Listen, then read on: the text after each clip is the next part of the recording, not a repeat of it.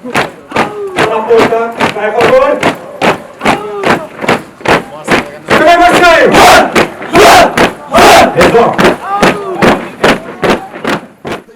پولیسو اکاډمي د پولیسو اکاډمي د 5 پوهنځیو په لرلو سره د هیواد په کچه هغه ځوان افسران په نظامي برخو کې روزي چې د آزاد سیالۍ له لارې دغه مرکز ته لار پیدا کوي. د جنایي، امني، لوجستیک، سرحدي او د بندخونو ادارې د پولیسو اکاډمۍ پوهنځي دي چې هر کال هغه ته د آزاد سیالۍ له لارې محصلین جذبیږي. امني پوهنځی هغه محصلین روزي چې د هیواد د امنیت په نیولو کې مهمه او اساسي دنده ترسره کوي. د حقوق او جنایي علومو پوهنځی هم هغه ځوان اتلان روزي چې د هیواد په کچه د جنایي پیښو د مخنیوي په موخه په مسلکي ډول چلند کوي او د پیښو مخنیوی کوي. په سرحدي پوهنځي کې هغه مسلمان روزل کیږي چې د هیواد د پولو ساتلو مسؤلیتونه ور په غاړه کیږي. د لوجستیک محصلین هم د 4 کلونو په موده کې هغه زده کړې کوي چې په څه ډول د ملي پولیسو لپاره تخنیکی او لوجستیکي اسانتیاوې برابرې کړي. په همدې حال کې د بندخونو ادارې پوهنځی هم خپل محصلینو ته د بندخونو د ساتلو او بندیانو سره د چلند پر لاره هر اړخیزه زده کړې ورکوي. په ورته وخت کې د محصلینو د لا ښه ودې په موخه مجهز سپورتي کلب او پیاوړي روزونکي شتون لري چې هر ورځ د یاد قمندانۍ محصلینو ته ورزشي روزنې ورکوي او د دوی بدني وړتیا لوړوي. د پولیس اکاډمۍ قمندان موږ ته د یاد قمندانۍ په اړه داسې وایي. وطن غواړو دا وطن وطن غواړو کور دی زموږ مور دی زموږ دا وطن وطن غواړو دا وطن وطن غواړو دا وطن وطن غواړو پر امن شتمني غواړو سیالي دا ستړي مه شئ. محصلین ورونه او یا په مجموع کې د اکاډمۍ هدف او هغه نهایت او غایه هغه دا د سیموږ افغاني ټولنې خپل ولس او نظام ته متعهد مسلکي اشخاص وړاندې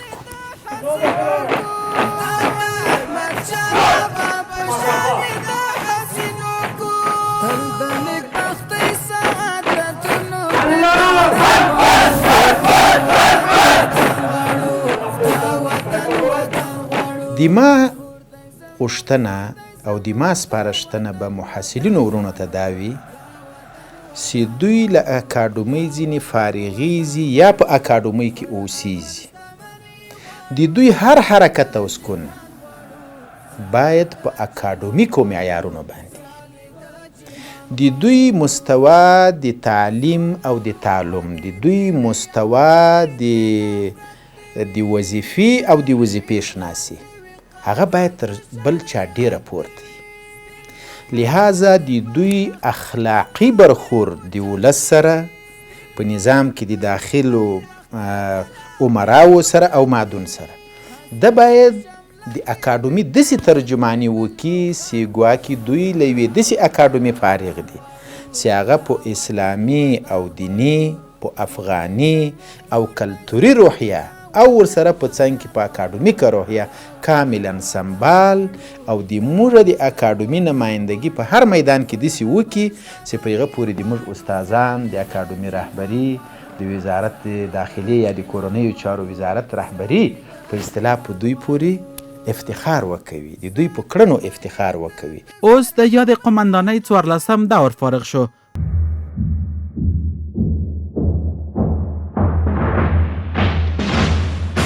حامیان دین جمله سر به کف جملگی به پیش خط احمدی وعده شما عدم بردگی سیف ذوالفقار با قوای خیش سوی حق به پیش سوی حق به پیش عزت و شرف در پیام حق رنگ بت شکن در کلام حق دا جنت جنت دا جنت جنت دا جنت جنت افغانستان اسلامي امارت لپاره خدمت کوم. دا ځوان فارغ شوي افسران هم د کورنیو چارو سرپرست وزیر په شفقت او مهربانۍ مخکې له فراغته په دندو ګمارل شوي او له دوی څخه به ولس ته د لا ښه او مسلکي خدمت کار اخیستل کیږي. لوجستیک سرحدي او د مخالفې ادارې مسلکي پولیس دي نو د هغوی عسکري حرکاتو او تعلیم قدم سره د دوی په مخ کې تېرېږي مشرتابه او ولس ته د یوه روښانه راتلونکي ډاډ ورکوي.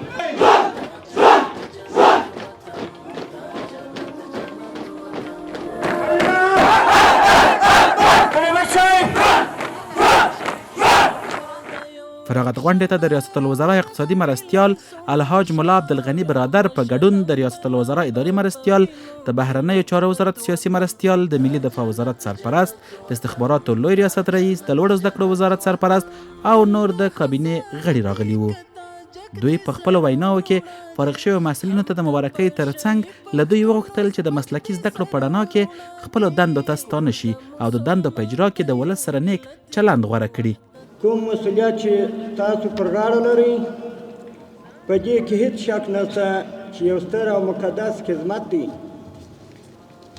چې په ښه نیت او ښه توګه ترسره کولو سره به یې د الله تعالی له لوري د اجر او ثواب مستحقین ګرځئ. ټولو ته له الله تعالی څخه په خپلو چارو کې بریالیتوب غواړم. الله تعالی مو حفاظت نصیب کړه او کوم خدمت چې تاسې نن ورځ د کوم خدمت لپاره چې نن ورځ فارغه شوي یاست په هغه کې د ښه تعامل او د خپل ولس سره ښه نیک تعامل او ښه تګلاره غواړم. ګرانو ځوانو افسرانو چې تاسو نن فارغېږئ او دې جامعې ته مستقیما مخامخ سره مخامخ کېږئ، ستاسو ډېره درنه وظیفه ده. هغه دا دی چې له خلکو سره تاسو په تماس کې تاسو ته هر رقم خلک مراجعه کوي. کوشش وکړئ چې له خلکو سره په لطف، په شفقت، په مهربانۍ باندې برخورد وکړئ او په ورین تندې باندې ورسره مخامخ شئ، ځکه د دې ملت هر فرد، هر بچی، هره خور، هره مور د 40 کالو کې ډېر ځورېدلي دي. بچیان یې شهیدان شوي دي، میړونه یې شهیدان شوي دي، کورونه یې وران شوي دي، معیوبین لري، مریضان لري. دوی له تاسو نه هغه توقع لري کوم چې له خپل مسلمان ورور نه لري. زمونږ نننی پولیس او پرونی پولیس باید فرق پکې موجود وي. پرون پولیس د دې لپاره تربیه کېده چې خلکو په کورو چاپې ووهي. پرون پولیس د دې لپاره تربیه کېده چې په سرکو له خلکو پیسې واخلي. پرون پولیس د دې لپاره تربیه کېدل چې د خلکو امنیت دوره مختل کې خراب کړي. نن پولیس هغه پولیس دی چې په اسلامي مفکوره، په شرعي مفکوره باندې سمبال پولیس دی او د دې ملک او د دې نظام د خدمت لپاره دی. د الله جل جلاله ډیر حمد او شکر ادا کوو چې موږ او تاسې په آزاده فضا کې په خپل واک او اختیار سره پرته له کوم مشکل او ستونزې داسې علوم ترسره کوو او داسې زده کړې ترسره کوو چې هغه زموږ او ستاسې د هیواد او د دې نظام د پرمختګ ښېرازۍ او ښه امنیت لامل ګرځي او بلکې ورته مهم او ضرور دي. زه ټولو نوو فارغ شوو افسرانو ته مبارکي وایم. محترم خلیفه صاحب ته مبارکي وایم. الله جل جلاله دې د دوی سعی قبول کړي. الله جل جلاله دې د دوی ټول هغه تکلیفونه چې د زده کړو په مهال یې ګاللي دي ورڅخه قبول کړي. لکه څنګه چې مخکې شیخ صاحب محترم وفرمایل چې هر هغه کار چې سړی انجاموي مسؤلیت او وظیفه یې وي ورته سپارل شوی وي د هغه کار زده کړه ضرور ده او بلکې فرض ده. نو تاسو خپل هغه مسؤلیت چې اوس ورستنیږي او دا بار پر اوږو باندې ایږدي مخکې له مخکې مو زده کړې وکړلې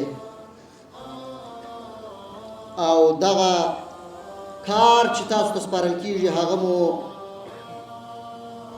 زده کړئ. انشاءالله چې ستاسو به د هیواد په امنیت بیارغونه او ټولو چارو کې د ولس په خدمت کې یاست الله جل جلاله دې تاسو ته د ښه خدمت توفیق درکړي. د کورنیو چارو سرپرست وزیر الحاج خلیفه سراج الدین حقانی دا فراغت ستر ویاړ وباله او له ټولو فارغ شویو مسؤلینو یې وغوښتل چې په خپلو دندو کې له پوره صداقت او اخلاص څخه کار واخلي. الحمدلله که عصري علوم دي که دیني علوم دي دا لازم و ملزوم دي، دواړه سره ورونه دي. په دې کې په بعض امورو کې تطبیق د علومو به د عصري علومو په شکل و نقشه کې راځي. زموږ آخرت نقشه د دنیا نقشه دا د علم لبرکت خدای پاک موږ تاسو ته راوکړي ده. اوس که اهل علم په دې نظام کې نه وای، ادب دی وي، زه دا خبره زما خوله نه راځي. زموږ تاسو وګداران چې کوم تېر شوي وي د څلوېښتو کالونو که چیرې کې دی کې یقینا یو ذره علم وای ورسره، یو خدایي علم ورسره وای، دومره ظلم و وحشت وي په خپل ملت باندې چا کړی وای. خدا د بېعلمۍ وجه وه، د جهل وجه وه. خو بیا هم زه یم چې نن ورځ د فارغینو چې کومه ده دا په علمي لحاظ سره په مسلکي لحاظ سره وروزله شول، دی د خپل دندې ته په صحیح معنا باندې متوجه شي، خدمت د ملت په صحیح معنا باندې وکړي. دوی چې دی ډېره ذمهواري لري په نسبت د میرمنه، ځکه د درې ارګانونه چې دي دفاع او استخبارات او پولیس چې په کوم هېواد کې په دې کې شفافیت وي، په دې کې خپلواکي وي، په دې کې همت وي، هغه مملکت نه خرابېږي. خو بدبختانه د موږ هېواد چې کوم څومره ورانکارۍ منځته راغلې، موږ دښمنانو د موږ دغه درې ارګانه تخریب کړي وي، د دې افکار یې تخریب کړي وي، د دې عقیدې یې تخریب کړي وي. د دې وجې نه چې زموږ مملکت ثابت نشو پاتې کېدلی. زه دغه د ټولو ملي دفاع، استخباراتو، داخله وزارت منصوبینو نه احترامانه خواهش کوم دغه لرو چې خپله اسلامي او ملي فکره دی ثابته کړي، دی په دې باندې ثابت پاتې شي. دا چې چېرته که هر بحران راتلو، هر رقم مشکلات راتلو، بیا د پېښې په مخنیوي کې دغه ارګانونه ښه رول ادا کولی شي. سره د دې نه ستونزې خو ډېرې دي په مملکت کې. خلک کوشش دغه دی چې موږ په یوه ورځ باندې د دنیا سره سیال وګرځو. نه، د دنیا نه موږ متقابل د لکه ځان لپاره چې دی امن خوښوي، عزت خوښوي، په افغانانو دپاره دلته امن او عزت خوښ کړي. ځکه زما امنیت چې کوم دی دا یوازې زما دپاره هم دی، تاسو دپاره هم دی. که په ما کې بې امنیتي او مشکلات وي، په تاسو کې هم بې امنیتي مشکلات وي، په تا کې به د خفګان نه جوړېږي. خو متقابل احترام د دنیاوالو نه هم غواړو او موږ په خپل منځ کې په خپل ذات کې چې موږ په واحد فکر په واحد باقی باندې په ښه اطاعت باندې ثابت پاتې شو. نور دغه ستومانۍ چې کومې دي د احزابو په منځ کې چې تېرې شوي د افغانستان یې تقسیم کړه او مختلفو افکارو باندې دغه ډېرې ناکامې تجربې وې. الحمدلله نن خدای پاک د وحدت او د اتفاق او د مینې محبت اختر په افغانانو باندې راوست. کوشش کوئ که هر ستونزه وي، هر مشکل وي، تباین او تحقیق کوئ، یو بل سره همکاري کوئ. دا خصومتونه او مشکلات په منځ کې جوړېږي، هغه خبر نه هغه فکر نه لرې وګرځئ. ځکه موږ په ټولو ارګانو کې، په ټولو ادارو کې دا نن زموږ داسې په دې پولیسو کې ازبک ورونه شته، تاجک ورونه شته، هزاره ورونه شته، پښتانه ورونه شته، دا مختلف ورونه د موږ تاسو چې په دغه نظام کې سره مشتمل یو. موږ دې ته څه ضرورت لرو چې دنیا موږ ته یا نور خلق تانیره کوي چې افغان شموله یې کوي، پلانې شموله یې کوي. الحمدلله د شمولیت شعار د موږ په خپل وجود کې موجود دی. الحمدلله موږ نن لکه مولوي صاحب محترم او شیخ صاحب محترم او رئیس الوزرا صاحب مرستیال ملا برادر محترم ډېرې ښې خبرې وکولې. دا طبعا د سړي زړه خوږېږي په افغانانو وروڼو باندې چې په هر ځای کې په مشکلات کې واقع دي. موږ دنیا ته د امن پیغام ورکړی دی. موږ په خپل امن متعهد یو، ژمن یو. دنیا د موږ سره مقابل په د خپل تعهد باندې ودرېږي. زه دغه فارغینو وروڼو ته خو د زړه د کوم نه مبارکي وایم. خدای پاک د ښه خدمت ورنه واخلي. څومره مسؤلین ملګري راغلي دي، څومره او دلته نور مراجعین ملګري راغلي دي، ټول ته د ټول نه د زړه له کومې منندوی یو. خدای پاک دې تاسو د سعی تکلیف قبول کړي. وروسته فارغ شویو محصلینو خپل نمایشونه نندارې ته وړاندې کړل. ځوان ایمان جذبه، ځوان ایمان شور لرو، ځوان ایمان جذبه، ځوان ایمان شور لرو. ستړي نه یو مټو کې لا زور لرو. ځوان ایمان جذبه، ځوان ایمان شور لرو. ځوان ایمان جذبه، ځوان ایمان جذبه، ځوان ایمان شور لرو. څو ځله راوړاندې شوه دا یاغې باغې نړۍ درس مو د عبرت ورکړ یاد به یې لري نړۍ څو ځله راوړاندې شوه دا یاغې باغې نړۍ درس مو د عبرت ورکړ یاد به یې لري نړۍ. د غونډې د اجنډا له مخې 9 تنو ممتازو محصلینو ته د اسلامي امارت مشرتابه ډیپلومونه او ډالۍ ورکړې. افغانستان اسلامي امارت دفاع محترم وزیر السلام علیکم ورحمت الله وبرکاته. خپل کارونه چې وړاندې د خپل مکافات اخیستلو لپاره چمتو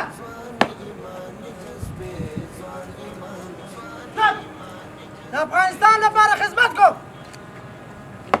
پاتې دی نه وي چې د 14 دور په فراغت غونډه کې 293 تنه محصلین له 4 کلونو مسلکي او عقیدتي زده کړو وروسته فارغ شول چې د 14 دور فارغینو هم خپل فراغت د دوی په فراغت کې ولمانځه.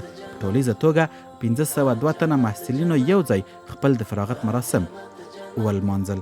څرنګه چې تاسو ته بهتره معلومه ده پولیس په ټولنه کې د عامه نظم امن او د هیوادوالو د سر مال او وقار ساتل د جرم کشف او مخنیوي او د شکیلو کسانو پر وړاندې مبارزه اساسي او اصلي دنده ګڼي. دې موخې ته د رسیدلو لپاره په ټولنه کې متخصص مسلکي او په علمي او اخلاقي زیور سمبالو پولیسو ته اړتیا ده.